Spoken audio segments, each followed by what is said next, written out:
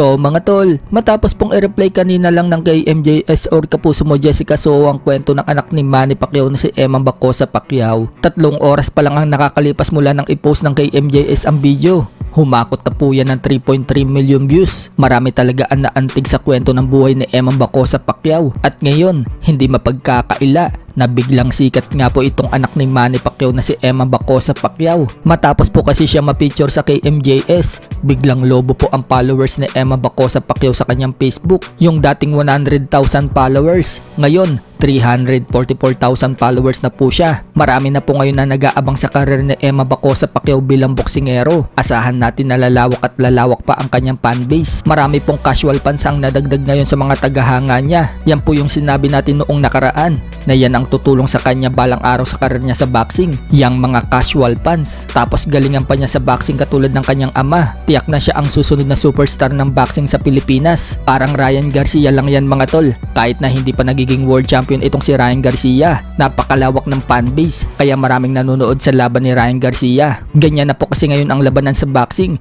Hindi lang galing, dapat kaya mo din humakot ng maraming fans para panoorin ang laban mo. Sa kabilang banda naman mga tol, Manny Pacquiao tuloy-tuloy ang pag-iinsayo sa Amerika. Inakyat na naman po nito ang bundok at makikita mga tol na nagsisit up po si Manny Pacquiao kasama ang team niya. Sa ngayon, wala pang malinaw mga tol kung sino talaga ang makakalaban ni Manny Pacquiao. Pero usap-usapan na po sa US na mukhang matutuloy na ang rematch nila ni Floyd Mayweather Jr. May reaksyon naman po sa laban na yan si Oscar De La Hoya na kapwa tinalo ni Pacquiao at Mayweather. Sinabi ni De La Hoya na dapat daw matagal na nangyari ang rematch at kung mangyari daw ang rematch, ganun pa din daw ang kalalabasan sa unang laban. So ibig sabihin mga tol, tatalunin pa rin ni Mayweather itong si Manny Pacquiao. Pero ani De La Hoya mga tol, entertaining daw ang laban na yan. At curious daw siya kung ano ang magiging react daw ni Mayweather sa style ngayon ni Manny Pacquiao. Si Mayweather daw ay si Mayweather, may magandang estilo, magandang depensa, kaya same lang daw ang mangyayari sa unang laban. Sa ibang banda naman mga tol,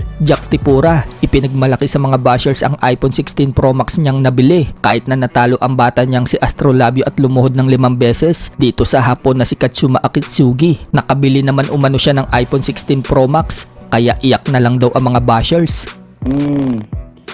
Po, ipalitan ko iPhone 16 Pro Max. Lahat po jud ang share sa premyo. Aray ko!